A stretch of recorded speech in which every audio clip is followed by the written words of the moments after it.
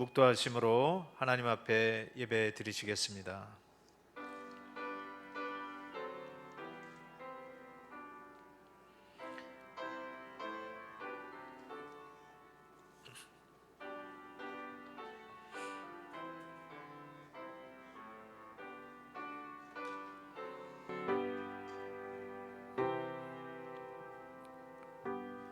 거룩하다 거룩하다 거룩하다.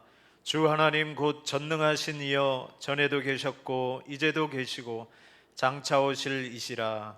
주 하나님 곧 전능하신 이시여, 하시는 일이 크고 놀라우시도다. 만국의 왕이시여, 주의 길이 의롭고 참되시도다. 보좌에 앉으신 이와 어린 양에게 찬송과 존귀와 영광과 권능을 세세토록 돌릴지어다. 아멘. 살아계신 하나님 아버지, 이 시간에 만왕의 왕이신 우리 하나님께 몸과 마음과 정성을 다하여서 우리 주 예수 그리스도를 의지하고 하나님께 예배 드립니다. 하나님께서 우리와 함께하여 주시옵시고 주의 영광을 나타내시며 하늘의 안식을 우리에게 허락하여 주시옵소서. 감사하며 예수님의 이름으로 기도드리옵나이다. 아멘. 찬송가 8장 부르시겠습니다.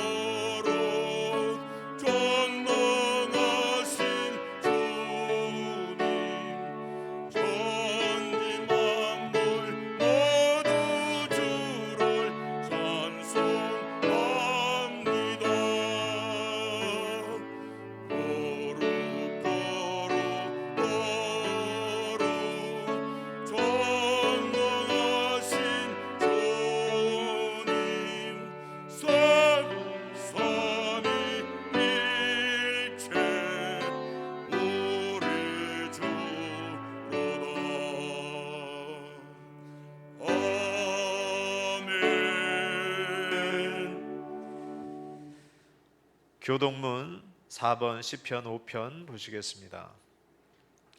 여호와여, 나의 말에 귀를 기울이사 나의 심정을 헤아려 주소서.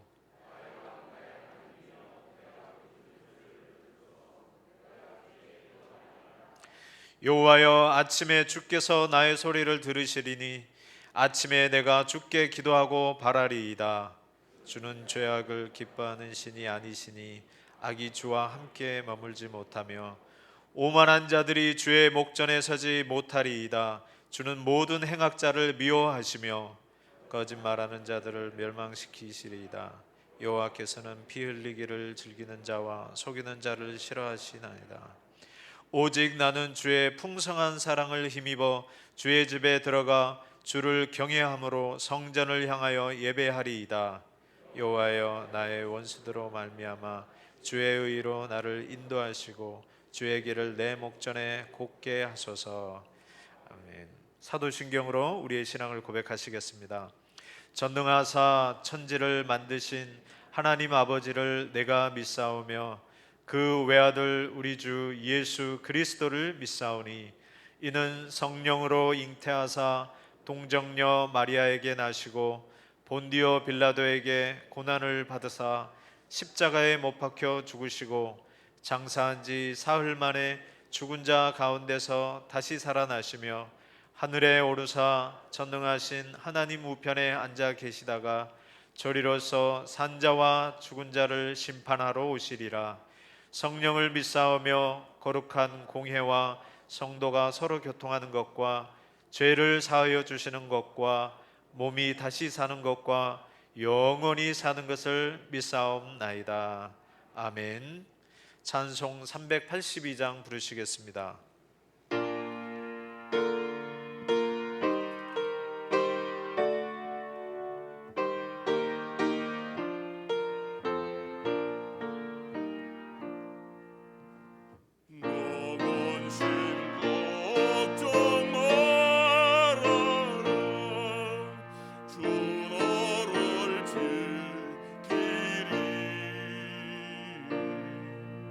주 날개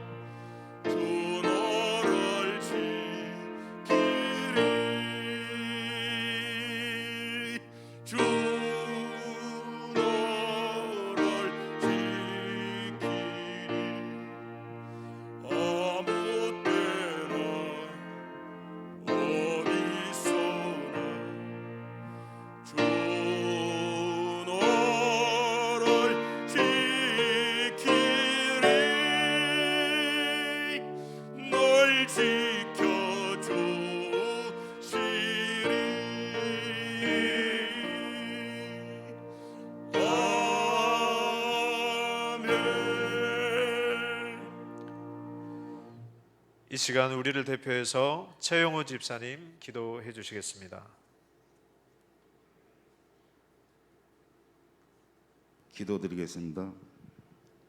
사랑의 주님, 우리에게 건강한 몸으로 한 해를 시작할 수 있도록 은혜 내려주심을 진심으로 감사드립니다. 경제가 너무 어려워지면서 근심 없는 가정이었고 미래에 대한 계획도 불투명하며 초조해하는 성도님들이 계십니다.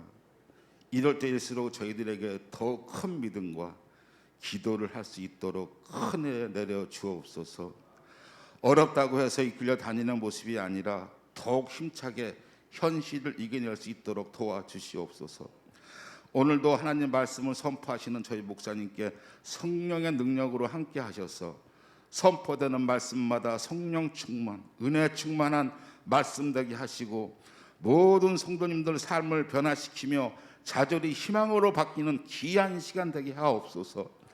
우리를 언제나 사랑하시는 예수 그리스도 이름으로 감사드리며 기도드렸사옵나이다. 아멘.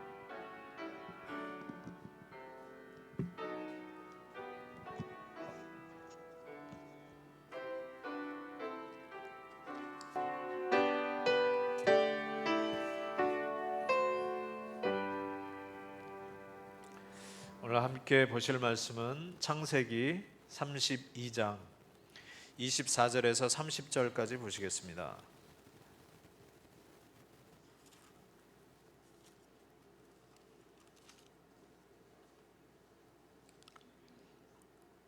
창세기 32장 24절에서 30절까지입니다. 제가 가진 성경은 50페이지입니다.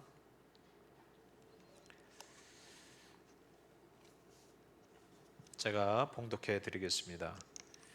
야곱은 홀로 남았더니 어떤 사람이 날이 새도록 야곱과 씨름하다가 자기가 야곱을 이기지 못함을 보고 그가 야곱의 허벅지 관절을 치매 야곱의 허벅지 관절이 그 사람과 씨름할 때에 어긋났더라. 그가 이르되 날이 세려하니 나로 가게 하라. 야곱이 이르되 당신이 내게 축복하지 아니하면 가게 하지 아니하겠나이다. 그 사람이 그에게 이르되 내 이름이 무엇이냐? 그가 이르되 야곱이니이다. 그가 이르되 내 이름을 다시는 야곱이라 부를 것이 아니요 이스라엘이라 부를 것이니 이는 내가 하나님과 및 사람들과 겨루어 이겼음이니라. 야곱이 청하여 이르되 당신의 이름을 알려주소서. 그 사람이 이르되 어찌하여 내 이름을 묻느냐 하고 거기서 야곱에게 축복한지라. 그러므로 야곱이 그곳 이름을 브니엘이라 하였으니 그가 이르기를 내가 하나님과 대면하여 보았으나 내 생명이 보존되었다 함이더라. 아멘. 자, 오늘은 창세기 32장 24절에서 30절 말씀을 가지고 브니엘의 하나님이라는 제목으로 하나님 말씀 전하겠습니다. 우리는 지난주부터 시작해서 앞으로 몇 주 동안 야곱의 생애를 볼 것입니다. 이것은 야곱은 어떤 사람인가? 그가 파란만장한 생애를 살았는데 그가 어떻게 해서 이스라엘의 조상이 되었는가를 보는 것이 아닙니다. 우리는 야곱의 생애를 보지만 야곱의 생애를 통하여 하나님이 어떤 분이신지 보기를 원하는 것입니다. 하나님께서 야곱을 어떻게 사랑하셨으며 또 어떻게 그의 인생에 개입하여서 그를 야곱되게, 진정한 야곱되게 하셨는지 그것을 보기를 원하는 것입니다. 과거에 이스라엘에게만 역사하셨던 하나님이 아니라 지금도 동일하게 아브라함의 하나님이시고 또 이삭의 하나님이시고 야곱의 하나님이셨던 그 하나님이 현재 나의 하나님이 되신다라는 것을 이 야곱의 생애를 통하여서 우리가 같이 보기를 원합니다. 우리의 신앙은 믿음의 대상이신 하나님이 어떤 분이신지 아는 것에 따라서, 다시 말하면 우리가 하나님을 얼마나 아느냐에 따라서 아는 만큼 우리의 믿음은 달라지게 되는 것입니다.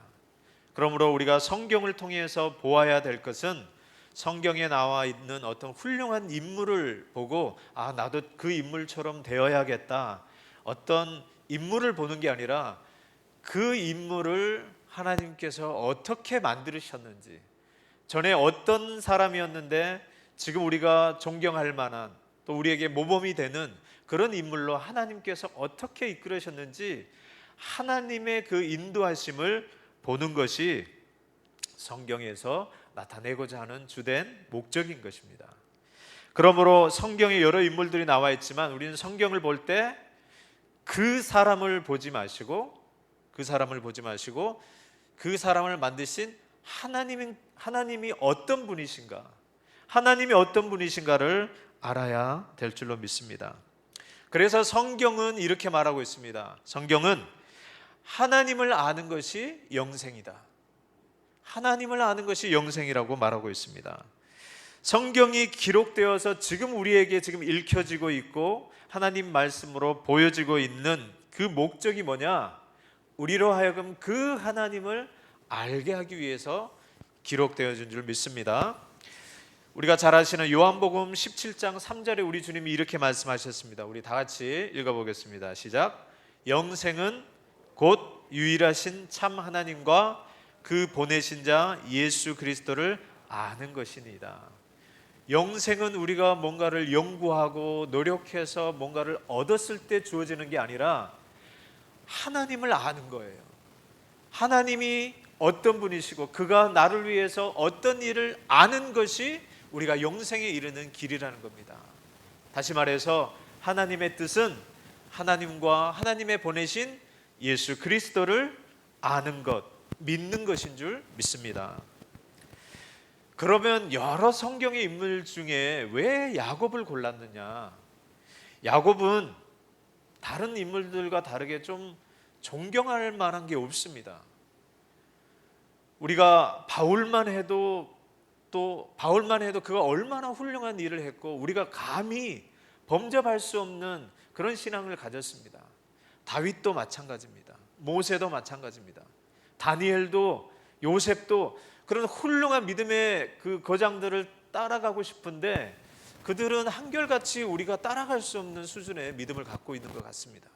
그런데 야곱은 우리가 좀 따라갈 만한, 왜냐하면 그가 특별히 한 게 없습니다. 특별히 하나님을 위해서 열심을 내서 한 것이 없는데 하나님이 야곱처럼 복을 내려주신 인물이 없어요. 아브람도 복을 받았고 이삭도 복을 받았지만 사실은 야곱이 가장 큰 복을 받았습니다. 왜냐하면 하나님의 나라의 이름이 야곱, 오늘 이 야곱의 이름을 따라서 이스라엘이라고 불리어지기 때문입니다. 즉 우리가 이 야곱을 살펴보려고 하는 것은 하나님께서 어떤 분이신지 야곱의 생애를 통해서 너무 잘 나타내 주셨어요. 야곱이 드러나기보다는 하나님이 정말 야곱을 당신의 열심을 통해서 이끌어 가셨다는 것을 볼 수 있습니다. 야곱은 그 인생의 여정을 가는 동안 하나님을 매 순간순간 만난 사건들이 있습니다. 큰 사건들이 있어요. 그때마다 야곱은 그 하나님을 만났던 곳과 그 사건을 보고 하나님은 어떤 분이시구나라고 이렇게 고백한 내용이 있습니다. 우리 지난주에 처음으로 봤던 야곱이 하나님을 만났을 때 하나님을 어떤 하나님으로 부릅니까?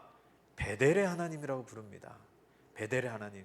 물론 아브라함의 하나님, 이삭의 하나님, 야곱의 하나님으로 일컬어졌던 그 하나님께서 야곱 개인에게 있어서 처음 그 하나님을 만났을 때 야곱은 하나님은 베델의 하나님이시구나. 베델에서 그가 하나님을 경험했습니다. 어떤 하나님을 경험했습니까? 할아버지 또 이삭 아버지로부터 들어왔던 그 하나님을 그가 직접 만나게 된 거예요. 직접 만나게 됐는데 들었던 대로 하나님은 살아계신 하나님이시구나. 진짜로 계시는 하나님이시구나. 그리고 그 하나님이 나의 하나님이 되시는구나. 나의 하나님이 되셔서 나와 함께 하신다고 지금 나에게 말씀하시는구나. 그리고 잠잤던 곳이 천사가 오르락 내리락 하는 하늘문이어서 이곳이 하나님이 집이구나 라고 고백을 했던 거예요. 거기에만 있는 하나님이 아니라 사실은 우리가 베델의 하나님을 통해서 우리가 알 수 있는 하나님이 무엇입니까? 우리가 문제를 만났을 때 아무 사방을 돌아봤을 때 어디도 해결할 수 없는, 문이 없고 길이 없는 곳입니다. 오늘 우리가 찬양도 불렀듯이 광야, 길이 없는 그 광야에도 하나님께서 길을 만들어 주시고, 하늘에도 길이 없는데 하늘에도 길을 놓으실 수 있는 분이시고, 바다에도 길을 놓으실 수 있는 분, 즉 하늘 문을 열어주셔서 우리가 어디에 있든지 주의 이름을 부르짖을 때 하나님께서 우리를 만나주시는, 우리의 기도를 들어주시는 그 하나님을, 임임을 우리가 베델의 하나님을 통하여서 알게 되었습니다. 야곱도 하나님이 살아계시는구나, 이것이 하늘 문으로 갈 수 있는 문이구나 라는 것을 그가 고백하였고, 앞으로 이제 도망가서 가는데 어떻게 가야 될지 모르는 그 상황에서 하나님이 함께 하시는구나, 하나님이 나를 이제 이끄시겠구나 라는 그런 확실한 믿음을 갖게 되었던 것입니다. 그 베델의 하나님을 경험하고 그가 이제 20년 동안 삼촌 라반 집에서 고생하면서 살게 됩니다. 거기서 우리는 인간 야곱을 볼 수 있습니다. 어떤 야곱입니까? 거기에서 그가 우리가 흔히 말하는 자수성가한 사람들, 부지런하고 열심이고 집념의 사나이고 성실하여서 부지런하여서 자기의 그 생애를, 자기의 인생을 이끌어가는 그러한 야곱의 모습을 봅니다. 집념의 사나이입니다.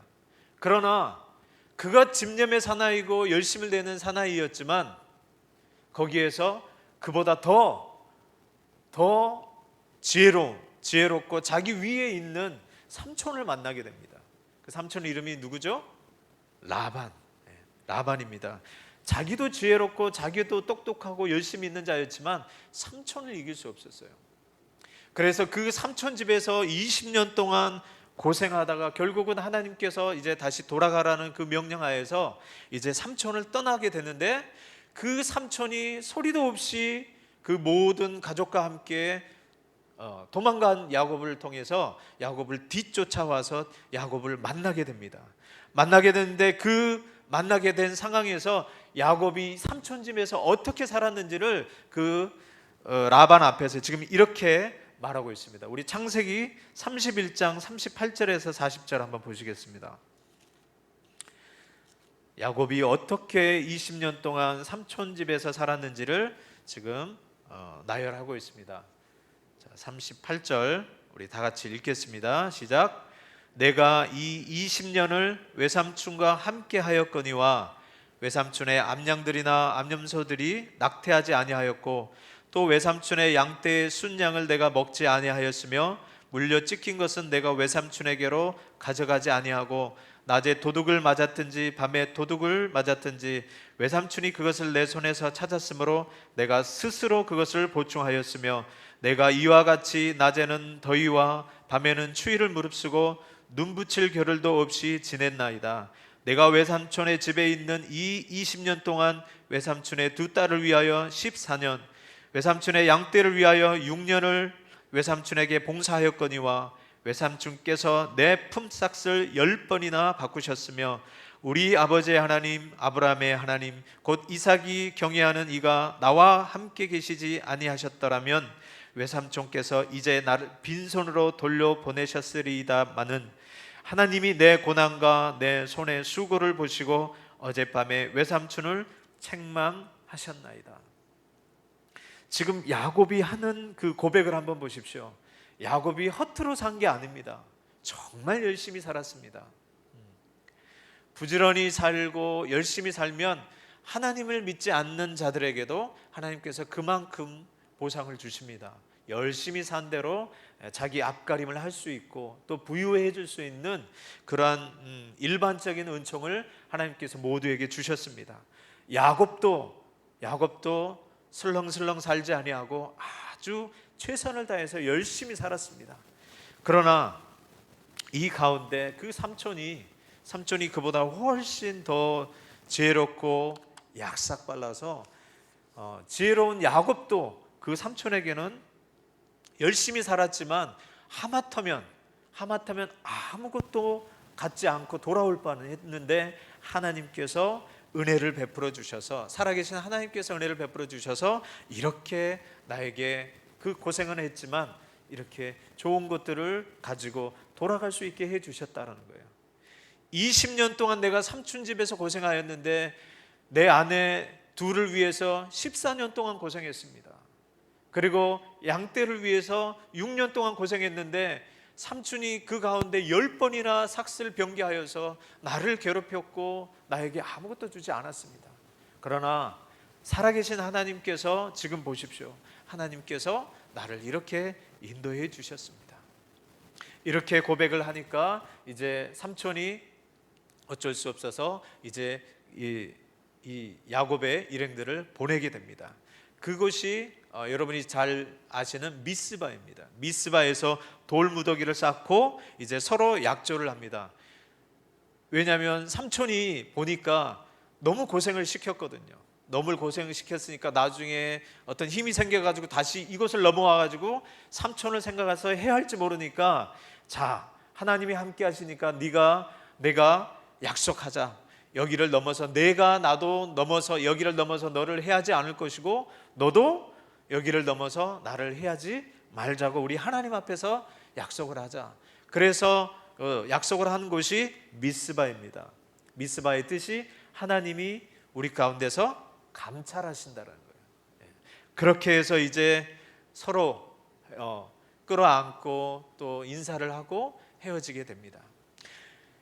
이러는 과정에서 야곱을 하나님께서 축복해 주셔서 이제 모든 것을 다 마치고 그 20년 동안 고생한 끝에 이제 아버지가 있는 집 본향으로 이제 돌아오는 길에 이르게 된 것입니다. 그러나 한참 동안 잊고 있었던 문제, 형 에서로 말미암아 죽을 수밖에 없어서 도망갔던 그 문제인데 20년 동안 부지런히 열심히 살아왔어서 전혀 생각지를 못했는데 이제 아버지의 집에 가려고 하니까 그 문제가 다시 살아나게 되는 거예요. 우리가 인생을 살아가면서 여러 가지 문제들이 있습니다. 그러나 그 문제들은 아무리 세월이 지나가면 잊혀질 것 같아도 절대로 잊혀지지 않습니다. 그 문제를 해결하지 않으면 결코 우리 문제 가운데서 계속해서 따라다니게 됩니다. 그 문제가 뭐냐면 오늘 그 야곱도 그 문제입니다. 20년 동안 그렇게 열심히 살아서 이제 자수성가하여서 큰 부자가 되어서 돌아오기는 했지만 지금 이제 아버지 집에 가려고 하니까 이 문제가 남아있는 거예요. 그래서 여기서 이제 이 문제를 해결해야겠다 생각하고 사람을 보내서 그 형 에서에게 사람을 보내서 야곱이 지금 이렇게 살아와 있다라는 것, 또 형을 만나게 돼야 된다라고 지금 그 형들에게 보내는 것입니다. 인간적으로 이제 잘 해결해 보려고 이제 나섰지만 그 문제는 해결되지 않고 어떻게 됐습니까? 오히려 400명을 끌고 형 에서가 쫓아온다라는 그 소식을 듣게 되는 것입니다. 이제까지 살아오는 게 허투루 산 게 아니고 정말 열심히 살았고, 사실 형 에서의 그 축복을 가로챈 것 외에는 사실 그에게 해를 입힌 게 없습니다.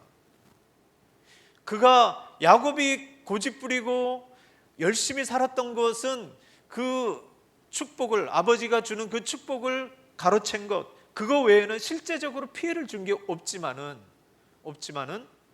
그 문제를 가지고 평생 도망갔어야 되고 이제 모든 것이 다 해결됐으리라고 생각되고 했는데 아직까지 해결되지 않고 오히려 문제가 더 커지는 그런 문제를 당하게 되고 있습니다.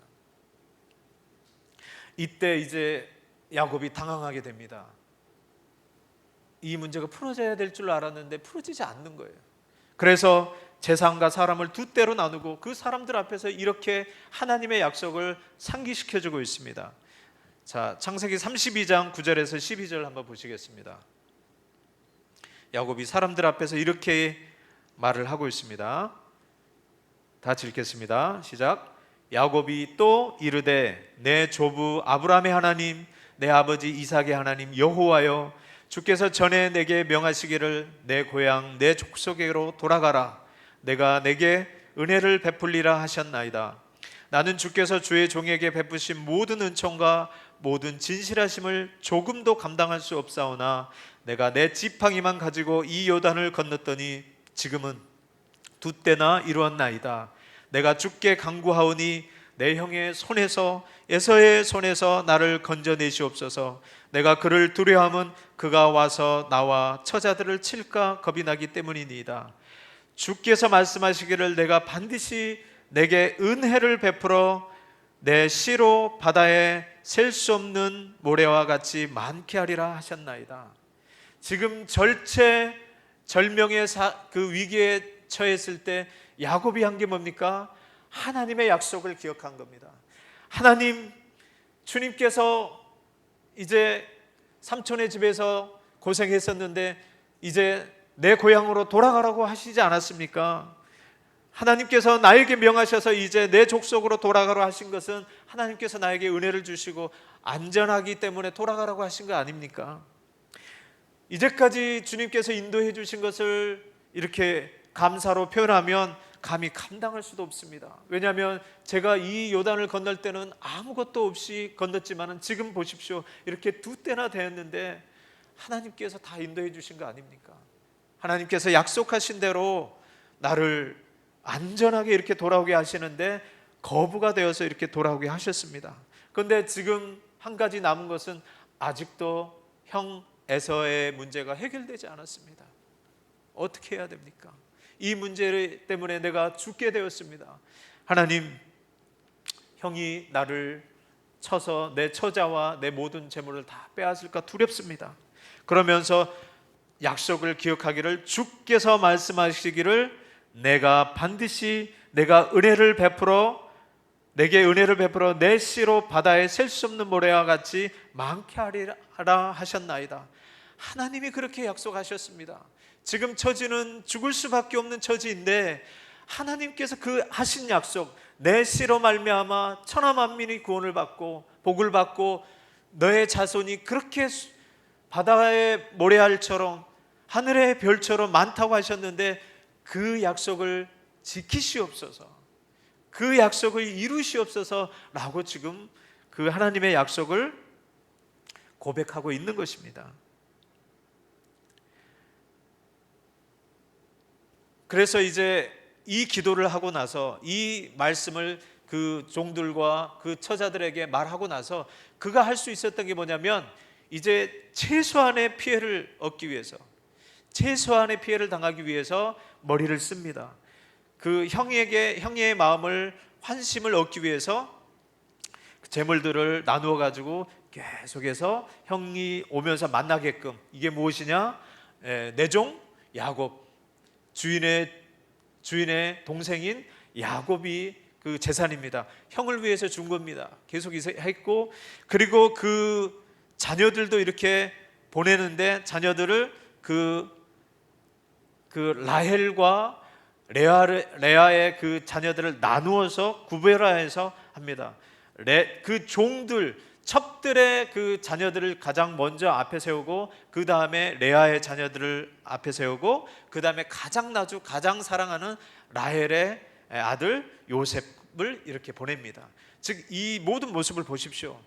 인간적으로 어떻게 해서든지 이 문제를 해결하려고 하는 이 야곱의 노력하는 모습을 보십시오. 이게 잘못됐다라는 게 아닙니다. 정말 열심히 사는 것입니다. 정말 그 문제를 열심히 살아가는 이 모습을 보면 이게 잘못됐다는 것이 아니고 우리가 살아갈 때 이렇게 열심히 살아가는 것입니다. 그러나 오늘 본문에서 이야기해주고 싶은 것은 그 열심으로 해결되지 않는 문제가 있다는 거예요.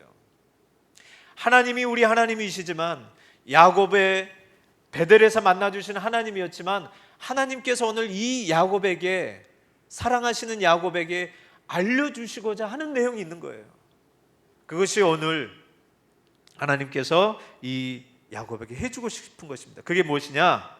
야곱이 이제 다 보내고 나서 야복 나루터에서 전전긍긍하면서 어떻게 이 미래를 해결해야 될지, 형을 만나서 어떻게 해야 될지, 내가 가진 게 있고 건강하고 또 이렇게 거부가 되었지만 이 문제는 내가 해결할 수 없다라는 그런 처참한 그 위기의 상황에 있습니다.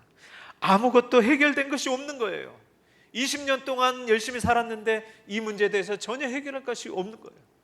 그 가운데 오늘 본문 24절에 야곱은 홀로 남았는데 어떤 사람이 날이 새도록 야곱과 씨름하다가, 그가 애를 써보고 인간적인 방법을 써봤지만 안 된다라는 것을 그가 느꼈을 때, 그때 하나님께서 찾아오시는 것입니다.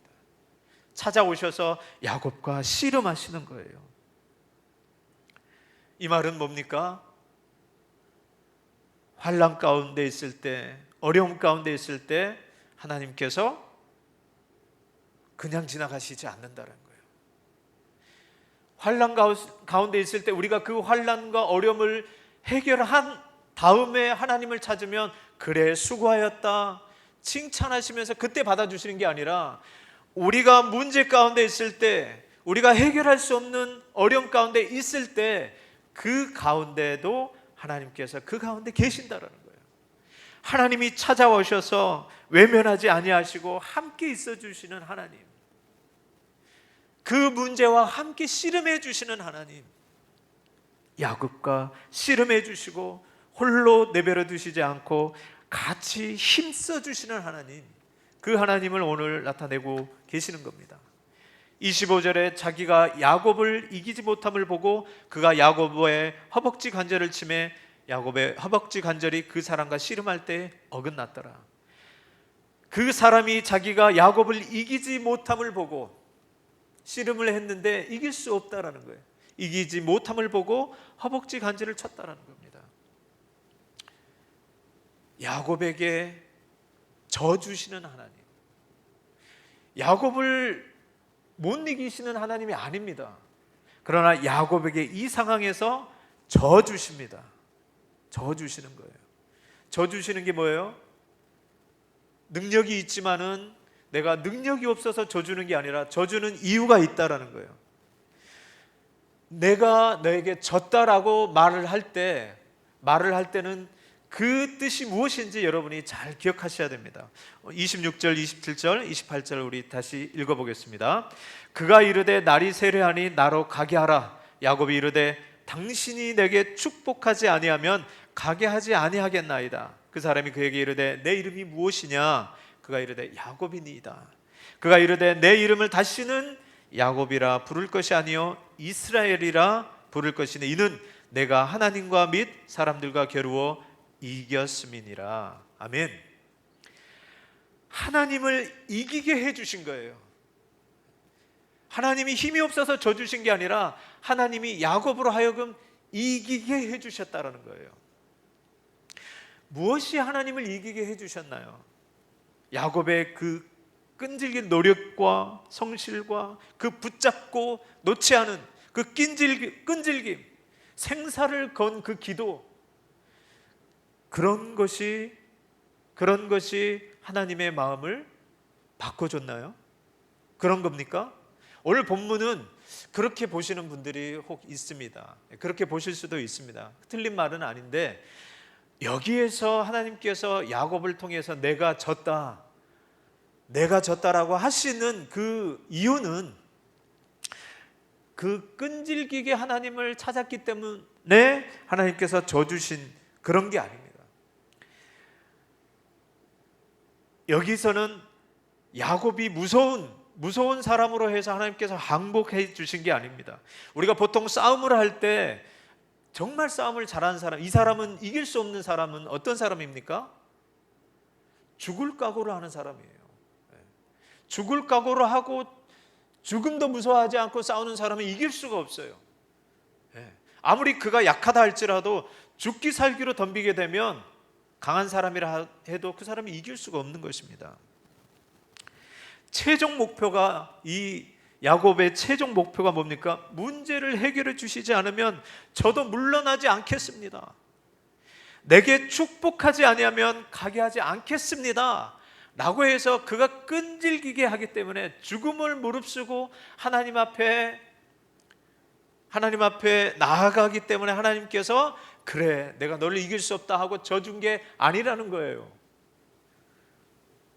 그가 죽으면 죽으리라 라고 이렇게 하나님 앞에 문제를 냈는데 그가 깨달은 게 있어요. 하나님의 옷자락을 붙잡았기 때문에 놓지 말라고 붙잡았기 때문에 하나님께서 져주신 게 아니라 여기서 져주셨다, 이기지 못한다라는 그 뜻은 뭐냐면, 야곱이 깨달은 게 뭐냐면 이 문제는 내 힘으로 해결할 수 있는 문제가 아닙니다. 제가 백방으로 노력을 해도 제 인생을 걸어도 해결할 수 있는 문제가 아닙니다. 이 문제는 당신이 해결해 주셔야 된다는 거예요. 즉 무슨 말이냐? 하나님 앞에 두 손 두 발 들고 항복한 겁니다. 주여 저는 죄인입니다. 아무것도 할 수 있는 존재가 아닙니다. 이 문제를 조금도 내가 해결할 수 없습니다. 하나님이 주가 되셔서 축복하시고 해결해 주시지 않으면 이 문제를 해결이 되지 않기 때문에 하나님 제발 이 문제를 해결하여 주시옵소서 라고 하나님 앞에 항복한 것입니다. 그 항복을 하나님께서 받아주신 겁니다. 하나님께서 이제 그 어려움 20년을 보내고 나서 이제 다시 약속한 땅으로 돌아와서 하나님의 축복을, 하나님의 복을 받고 이제 돌아가는 길이지만 이대로 살아가면 하나님의 그 성품과 능력 중에 중요한 것을 놓치고 살아가는 거예요. 하나님께서 은혜 주셔서 구원받았다라고 생각하는데 우리가 분명하게 알아야 될 것은 우리 인생의 문제, 해결할 수 없는 문제가 있다는 것을 우리로 하여금 기억하게 하시는 겁니다. 이것을 알지 못하면 하나님을 온전히 의지하지 못합니다. 그냥 도깨비 방망이처럼 알라딘의 램프처럼 어려울 때 하나님께 기도하면 하나님께서 들어주시는 하나님, 나에게 복을 주시는 하나님, 그 정도로만 하나님을 생각할 수 있습니다. 오늘 야곱에게 하나님께서 분명하게 알게 해주신 것은 내가 인생의 주인이다. 내가 너를 책임져야지만이 너가 복된 인생이 될 수 있다. 그러나 너가 분명하게 알아야 될 것은 그 문제도 네가 나에게 전적으로 항복하고 손들고 올 때, 회개하고 돌아올 때 그때 가능하다라는 거예요. 먼저 나를 인정하라는 거예요. 나 없이는 너가 복된 인생이 될 수 없다라는 것, 멸망받을 수밖에 없는 인생이라는 것을 내가 알아야 된다라는 거예요. 그것을 알지 못하면 그리스도인으로 살아가는데, 하나님의 백성으로 살아가는데 어느 한 부분을 놓치고 살아가는 겁니다. 그 부분은 정말 어려움이 있을 때 하나님 앞에 나아가지 못하게 되는 거예요. 오늘 야곱은 그 문제를 하나님 앞에 항복하고 두 손을 들고 나아가게 됐습니다. 전에는 이러한 일 같은 경우는 자기가 가지고 있는 것으로, 자기가 가지고 있는 능력으로 아둥바둥 죽을 똥 살똥하면서 헤쳐나갔어요. 20년 동안 살아온 인생을 보십시오. 얼마나 성실하고 부지런하고 그 어려운 가운데서도 포기하지 아니하고 살아가는 그 인생을 보십시오. 그게 잘못됐다는 게 아닙니다. 그렇게 살아야 됩니다. 부지런히 살아가야 됩니다. 그런데 인생의 문제, 사람이 스스로 해결하지 못할 문제가 반드시 있다는 것을 우리가 알아야 될 것입니다. 그 문제를 만났을 때 하나님의 사람들은 복된 인생이 된다는 거예요. 왜 그러냐면 하나님께 맡기기 때문에, 하나님께 의지하기 때문에, 하나님께 부르짖기 때문에 복된 인생이 된다는 거예요. 생명의 문제, 구원의 문제는 비단 열심히 산다고 해서 되는 문제가 아닙니다. 다른 사람에게 해코지하지 않고 다른 사람에게 피해를 주지 않는다고 해서 내가 나의 이 인생의 문제, 구원의 문제가 해결되는 게 아니라는 겁니다. 해결할 수 있는 문제가 아닙니다. 그러나 모든 사람이 하나님 앞에 설 때가 있는데 그 설 때는 누구든지 반드시 이 문제를 해결해야 되는 문제입니다. 그것이 무엇입니까? 평생 살아도, 아무리 잘 살아도 해결할 수 없는 그 문제, 그게 무엇입니까? 성경은 죄라고 말하고 있습니다. 죄, 이 죄의 문제를 해결하지 않으면 하나님 앞에 온전히 설 수 있는 자가 아무도 없다라는 거예요. 믿음의 조상인 야곱에게 그것을 가르쳐 줬습니다. 인생의 문제, 그 형 에서의 문제는 결코 내가 노력해서 되지 않은 문제라는 것을, 또 세월이 많이 지난다고 해서 해결될 문제가 아니라는 것, 그래서 야곱으로 하여금 항복하게 하시는 거예요. 주님밖에 없습니다. 당신이 축복하지 않으면 저 당신 못 보내겠습니다. 당신 보내면 저는 살아있으나 죽은 인생입니다. 죽은 몸이니 이렇게 된 거 당신에게 내 모든 것을 맡깁니다. 내 모든 것을 의지합니다. 그래서 하나님께서 그를 다시 복되게 하신 거예요. 이기지 못하였다란 말은 하나님께서 그의 그 간구와 그 회개를 받아주셨다는 겁니다. 그런 자에게 하나님께서 저 주신다는 거예요. 그런 자에게 하나님께서 받아주시고 이끌어 주신다는 거예요. 그것은 논리적으로 합당하기 때문에 하나님께서 그렇게 해주신 게 아니라는 거예요. 무엇 때문에 그 야곱이 복을 받습니까? 야곱이 열심히 살았기 때문에, 하나님을 붙잡았기 때문에 그런 게 아니잖아요. 그런 자격이 되지 않지만, 논리적으로는 조건이 되지 않지만 하나님께서 그를 긍휼히 여기신 거예요. 하나님의 은혜로 그를 대신하여서 그 짐을 대신 져주시는 거예요. 이 짐을 우리 주 예수 그리스도가 우리를 위해서 져주신 줄 믿습니다. 하나님이 그 어려운 가운데서 찾아와 주셔서 당신에게 그 모든 짐을 다 지시고, 당신이 다 지시고 우리를 대신해서 우리를 긍휼히 여겨주셔서, 불쌍히 여겨주셔서 우리가 주님께 항복하고 나왔을 때 하나님께서 우리를 받아주신 줄 믿습니다. 그래서 물어보십니다. 내 이름이 무엇이냐? 내 이름이 무엇이냐? 제 이름은 야곱입니다. 이제 다시는 야곱이라 하지 말고 이스라엘이라 하라.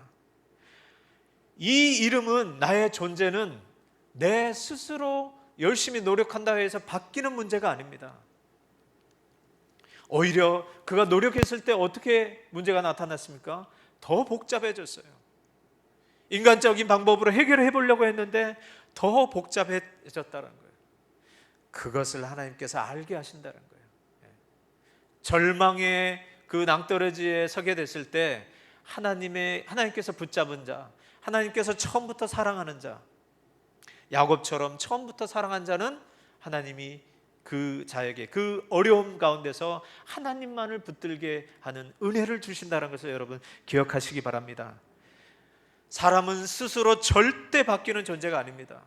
어떤 습관이나 이런 것들은 바뀔 수 있습니다. 그러나 인간의 이 죄인됨을 어떤 사람이든지 스스로 열심히 산다고 해서 해결될 문제가 아닙니다. 죄의 문제는 결코 인간 스스로 해결될 수 없습니다. 그래서 하나님께서 길을 마련하신 게 하나님께 항복하고 나아가는 자, 천부여 의지없어서 손들고 하나님께 나아가는 자, 그 자를 하나님께서 긍휼히 여기시고 그를 바꿔주시는 줄 믿습니다. 우리 스스로는 바꿀 수 없는 인생, 하나님 앞에 결코 설 수 없는 인생, 복받을 수 없는 인생, 멸망받을 수밖에 없는 인생을 하나님께서 그 인생을 바꿔주시는 줄 믿습니다. 우리 스스로 할 수 없는 그 속이는 자였던 그 이름 야곱, 그 야곱을 하나님과 겨루어 이겼다라고 하는 그 새로운 이름 이스라엘, 그것은 야곱이 스스로 만든 이름이 아니라 하나님께서 새로 주신 이름인 줄 믿습니다. 노력해서 열심으로 해서 얻은 이름이 아니라 하나님께서 주신 이름인 줄 믿습니다. 그래서 하나님은 이 표현을 다르게 표현하시기를 거듭나야지만이, 성령으로 말미암아 거듭나야지만이 하나님을 볼 수 있다라고 하셨습니다. 즉 하나님께서 바꿔주셔야지, 하나님께서 우리를 낳아주셔야지, 우리가 스스로 낳는 게 아니라 낳아주셔야지 낳는 거예요.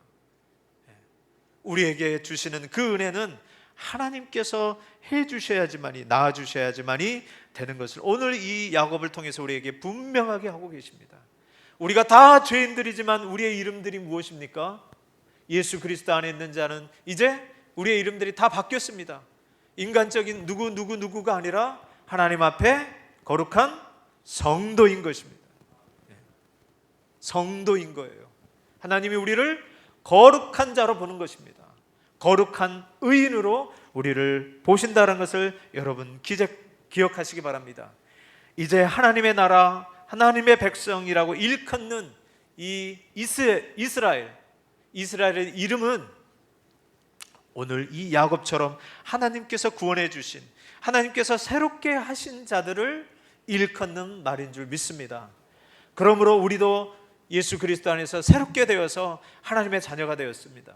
그래서 우리도 무엇이라고 불립니까? 하나님의 자녀라고 불리는 겁니다. 하나님의 나라라고 일컬어지는 겁니다.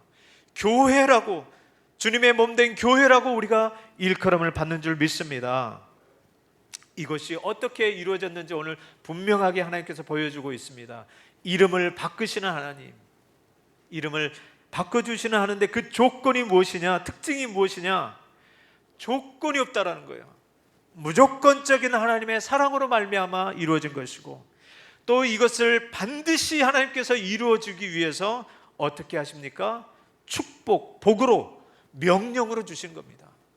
당신의 이름을 걸고 거기에 이름이 뭡니까? 이스라엘, 하나님을 이긴 자.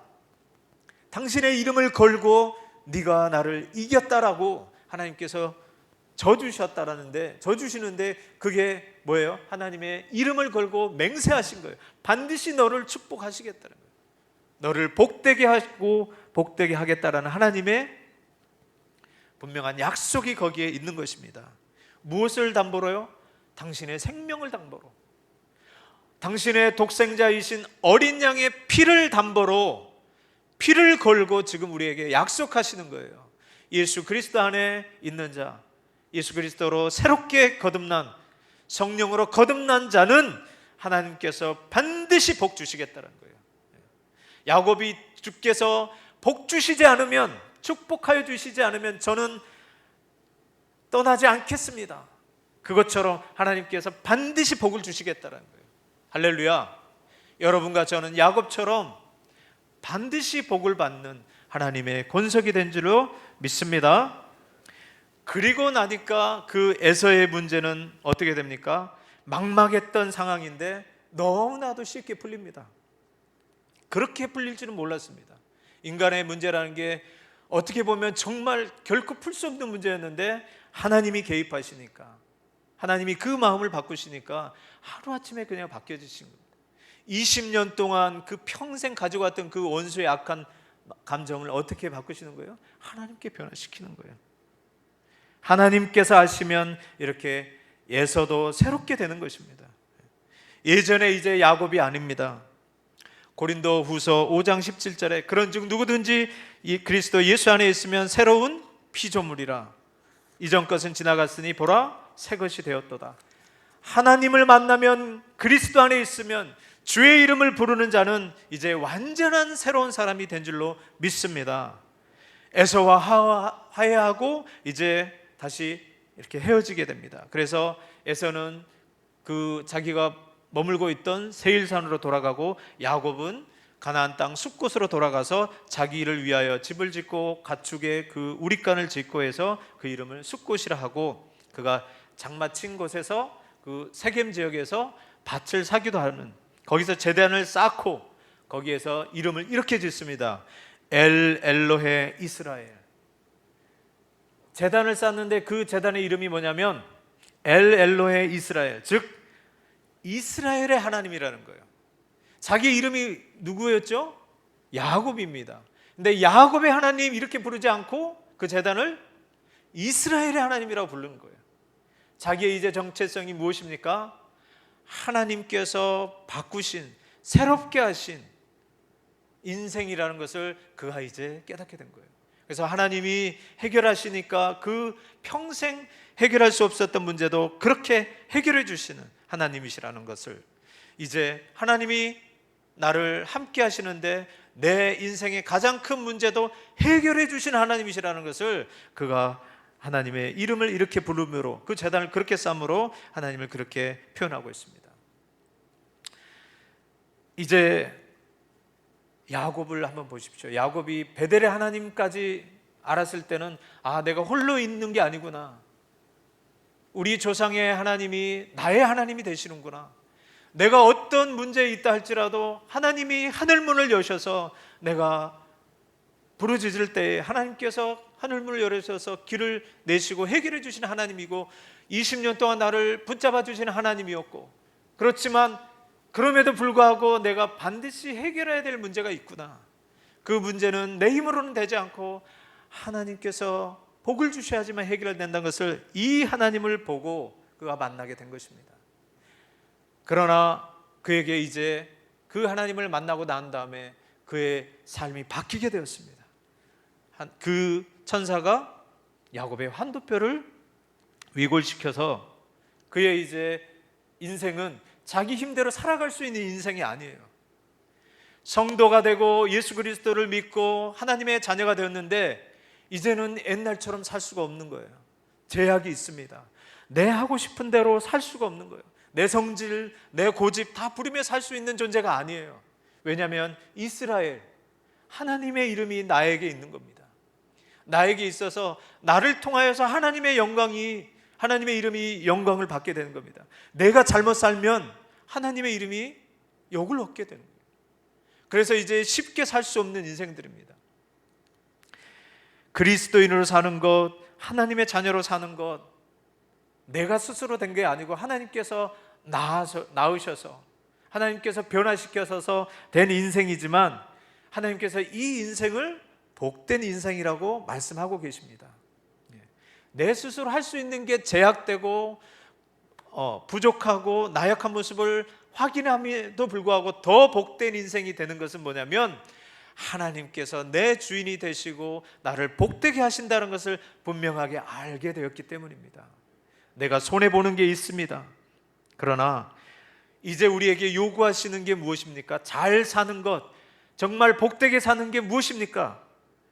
이것저것 다 해보는 인생이 아니라 하나님 안에서 이제 하나님을 의지하고 예수 그리스도를 잘 믿는 것, 그게 하나님께서 말씀하시는, 요구하시는 잘 사는 것입니다. 그게 복된 인생입니다. 그러므로 오늘 야곱이 하나님을 보고 분이엘, 내가 하나님을 만났는데 죽지 않게 되었다, 그 하나님이 내 인생에 개입하여 주셔서 내 인생의 가장 어려운 문제를 해결해 주셨다라고 그가 경험했을 때 하나님을 그렇게 부르짖었던 것입니다. 하나님은 분이엘의 하나님입니다. 이제 베델의 하나님에서 더 한 걸음 더 나아가서 하나님이 나를 책임지시는 하나님, 나를 구원해 주시는 하나님, 나를 반드시 복 주시는 하나님이심을 그가 고백했던 것처럼 우리도 이제 예수 안에서 사는 우리, 비록 내 인생을 내 맘대로 하는 인생은 아니지만 내 인생이 저는 인생이고 내 스스로 빨리빨리 할 수 있는 인생은 아니지만 이제는 우리가 하나님을 의지하고 하나님을 붙잡고 나아갈 때 하나님께서 우리에게 복된 인생이라고 하실 것이고 우리가 결국에는 하나님이 나를 복되게 하셨구나라고 찬송할 수 있고 감사할 수 있는 인생이 될 줄로 믿습니다. 여러분과 제가 여러 어려움이 있지만 우리 하나님은 우리를 책임지시는 하나님, 우리를 붙잡아 주시는 하나님, 우리에게 져 주시는 하나님, 우리에게 긍휼과 사랑을 한량없이 내리시는 하나님이신 줄 믿고 어떤 어려움에 있다 할지라도 거리끼지 마시고 하나님께 달려가십시오. 하나님께 붙드십시오. 이 문제가 결코 문제가 되지 않습니다. 하나님께 나아가면 그게 더 복이 되고 하나님을 더 알아가는 계기가 될 줄로 믿습니다. 우리의 신앙은 이 싸움입니다. 내가 어떻게 사느냐가 아니라 하나님을 얼마나 더 알아가느냐, 내가 믿는 대상인 하나님이 어떤 분이시냐 더 알아가느냐에 따라서 우리의 인생이 바뀌는 줄 믿습니다. 그래서 우리의 기도가 하나님은 더 알아가는 인생이 되게 하여 주시옵소서. 하나님이 얼마나 크신 분이고 얼마나 좋으신 분인지 알아가서 하나님께 의지하는 인생, 그래서 하나님께서 복을 주시는 그 인생이 되게 해달라고 우리 인생을 주님께 맡기는 복된 인생을 되시기를 주의 이름으로 축원합니다. 기도하겠습니다. 하나님, 야곱이 하나님을 배울 때 베델의 하나님을 경험하고 이제 브니엘의 하나님을 경험하였습니다.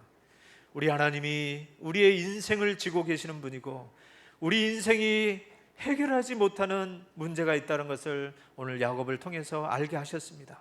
그러나 그 문제를 내버려 두지 아니하시고 하나님이 친히 몸소 당신이 대속의 죽음으로 말미암아 그 모든 문제를 해결해 주신 분임을 하나님 우리로 하여금 알게 하여 주시옵소서. 이 하나님을 더 알게 하시고 더 알아가게 하시고 더 사랑하게 하여서 사랑하는 인생이 되어서 하나님께서 말씀하신 대로 복된 인생이 되게 하여 주시옵소서. 어떠한 문제가 있다 하더라도 언제나 우리에게 열려진 그 하늘문을 통하여서 하나님께 구하게 하여 주시옵시고 하나님께 의지하는 복된 인생이 되게 하여 주셔서 무슨 일을 만나든지 만사형통하는 복된 인생이 되게 하여 주시옵소서. 감사하며 예수님의 이름으로 기도드리옵나이다. 아멘. 찬송 369장 부르시면서 준비하시는 헌금하시겠습니다.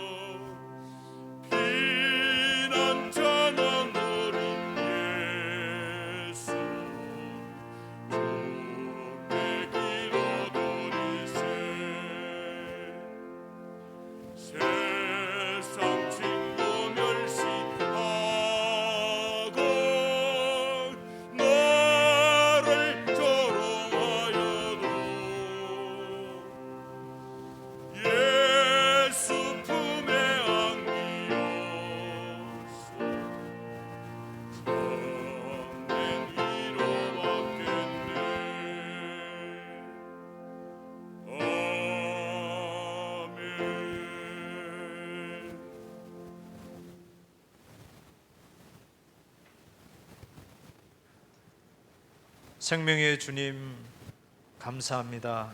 우리의 모든 것들을, 우리의 모든 필요들을 아시고 우리에게 있어야 될 것들을 빛들의 아버지이신 우리 하나님께서 시시때때마다 공급하여 주시고 우리를 기르시고 인도하시는 줄 믿습니다.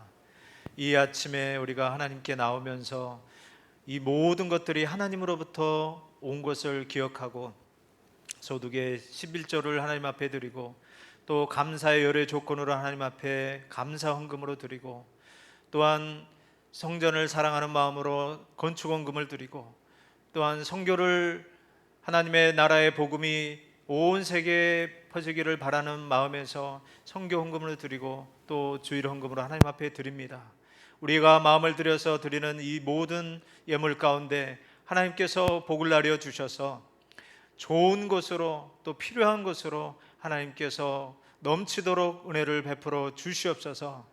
하나님께서 이 복된 손길들을 통하여서 하나님의 나라가 확장되게 하여 주시옵시고 하나님의 영광이 드러나게 하옵시며 우리가 살아가는 동안 이 모든 것이 우리 주 예수 그리스도 안에서 하나님이 주시는 은혜임을 기억하게 하시고 감사하게 하여 주시옵소서. 감사한 대로 하나님께서 열매를 허락하여 주실 것이고 어디에 있든지 무엇을 하든지 복되게 하실 줄 믿습니다. 또 이 드려지는 헌금이 주의 나라를 위해서 아름답게 쓰여지게 하여 주시옵소서. 어려운 가운데서도 하나님께서 주시는 은혜로 말미암아 헤쳐나갈 수 있고 이겨나갈 수 있는 모든 성도들이 되게 하여 주시옵소서. 감사하며 예수님의 이름으로 기도드리옵나이다. 아멘. 강구드리겠습니다. 코로나19로 바이러스로 인해서 주일 예배는 정부에서 정한 대로 우리 좌석의 10% 안에서 드리게 됩니다. 집에서 드리지 못하는 우리 성도님들이 있다면 나오셔서 예배를 드리시기를 바랍니다. 계속해서 우리 담임 목사님 건강을 위해서 기도해 주시기 바랍니다. 우리 교회 학교에서 차량 봉사하실 분을 찾습니다. 주일 오전 8시에서 9시 예배 드리기 전에 해주시면 좋겠는데요. 방향은 간석 오거리 방향입니다. 자원하는 마음으로 봉사해 주시면 고맙겠습니다.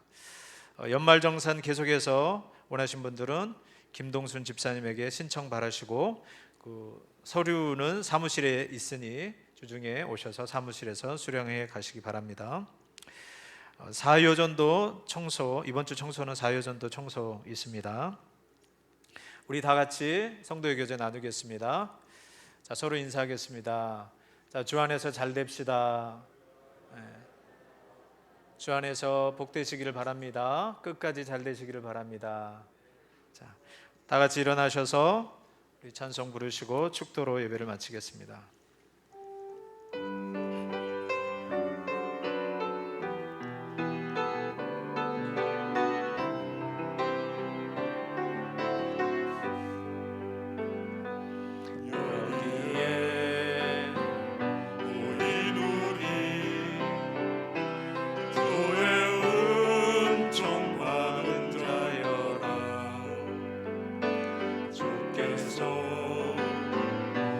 자리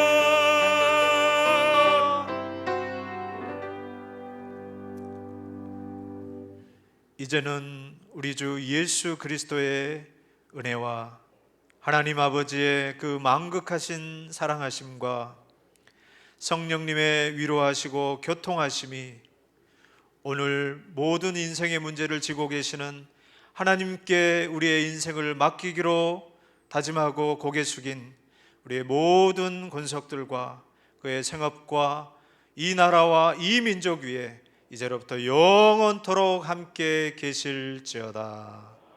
아멘.